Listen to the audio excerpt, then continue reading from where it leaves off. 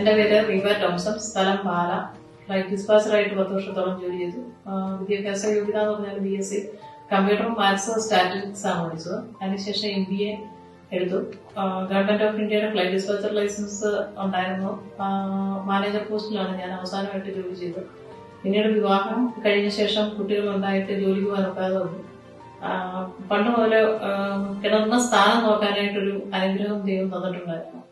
അത് കാരണം അകലെയുള്ളോ, അതായത് കിലോമീറ്ററുകൾ അകലെയുള്ള സ്ഥലത്തെ ഏത് ഭാഗത്താണ് വെള്ളം കിടക്കുന്നതെന്ന് വീട്ടിലിരുന്നുകൊണ്ട് നിർണ്ണയിക്കാനുള്ള ഒരു അനുഗ്രഹമാണ് ദൈവം തന്നത്. അങ്ങനെ ആ അനുഗ്രഹം ഉള്ളതുകൊണ്ട് ചിന്തിച്ചു, ടെക്നോളജിയുടെ സഹായത്തോടെ കൂടുതൽ കറക്റ്റായിട്ട് സ്ഥാനം നിർണ്ണയിച്ചു കൊടുക്കാം എന്ന് വിചാരിച്ച് നമ്മൾ മെഷീൻ വെച്ച് കാണുന്നതെന്ന് പറഞ്ഞാൽ 3 മെഷീനാണ് ഉപയോഗിക്കുന്നത്. ഒന്ന് ഫൈൻഡർ എന്ന് പറയും.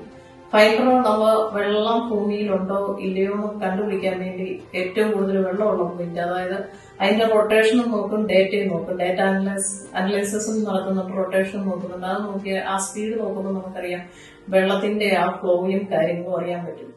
അത് കഴിഞ്ഞിട്ട് പിന്നെ അതിനെ കൂടുതലായിട്ട് ഡീറ്റെയിൽ ആയിട്ടുള്ള സ്റ്റഡിക്ക് വേണ്ടിയാണ് നമ്മൾ സ്കാൻ ചെയ്യുന്നത്. അത് IP എന്ന് പറയും. IP ഉപയോഗിച്ച് സ്കാൻ ചെയ്യുക എന്ന് പറഞ്ഞാൽ 2000 അടി താഴ്ച വരെ ഭൂമിക്കടിയിലേക്ക് സ്കാൻ ചെയ്യാൻ പറ്റും. അങ്ങനെ സ്കാൻ ചെയ്യുന്നതുകൊണ്ടുള്ള ഗുണം എന്താണെന്ന് ചോദിച്ചാൽ, ഭൂമിക്കടിയിൽ ഒറ്റപ്പാറയുണ്ടോ, നമ്മൾ കുത്താൻ ഉദ്ദേശിക്കുന്നതിന്റെ സ്ഥലത്തിന്റെ അടുത്ത് ഒറ്റപ്പാറയുണ്ടോ, ഒറ്റപ്പാറ ഉണ്ടെങ്കിൽ നമുക്കൊരിക്കലും വെള്ളം കിട്ടുകയില്ല. ലെയർ വേണം, ലെയർ ഉണ്ടെങ്കിലും നമുക്ക് വെള്ളം കിട്ടുള്ളൂ. പിന്നെ ഹാർഡ് റോക്ക് ആണോ, ഹാർഡ് റോക്ക് ആണെങ്കിലും ഡ്രൈ ആയിരിക്കും, ഒരിക്കലും വെള്ളം പോസിബിലിറ്റി ഇല്ലാത്തതാണ്. പിന്നെ ഭൂമിക്കടിയിൽ വെള്ളം ഉണ്ടെങ്കിൽ മാത്രമല്ല കളർ കോഡും ഫൈൻഡറും കറങ്ങുന്നത്. അതിന്റെ അടുത്ത് ഗ്യാസ് ഉണ്ടെങ്കിലും ചിലപ്പോൾ ഫൈൻഡർ കറങ്ങാൻ സാധ്യതയുണ്ട്. അപ്പൊ അതിനെ ഒന്ന് ക്ലാരിഫൈ ചെയ്യാൻ വേണ്ടിയാണ് നമ്മൾ IP ഉപയോഗിക്കുന്നത്. പിന്നെ നമ്മൾ പ്രൊഫൈലർ ഉപയോഗിക്കുന്നുണ്ട്. പ്രൊഫൈലർ എന്ന് പറയുന്ന 3ാമത്തെ മെഷീന്, അത് പാറയുടെ ഡെൻസിറ്റി, ബൾഡ് ഡെൻസിറ്റി, പൊറോസിറ്റി ഇതെല്ലാം കൂടെ ചേർത്ത് വെച്ചാണ് നമ്മൾ ഡേറ്റ അനലൈസ് ചെയ്തതിനു ശേഷം മാത്രമാണ് ഏറ്റവും വെള്ളം കൂടുതലുള്ളതും ബെസ്റ്റ് പോയിന്റും നമ്മൾ കണ്ടുപിടിക്കുന്നത്. ആരെങ്കിലും ഫോൺ വിളിച്ച് ആ സ്ഥലത്ത് വെള്ളത്തിന്റെ കാര്യം സംസാരിക്കുമ്പോൾ ഇരിക്കുന്നിടത്തിരുന്ന് കിലോമീറ്ററുകളായി അകലെയാണ് അവരിയ്ക്കുന്നത്.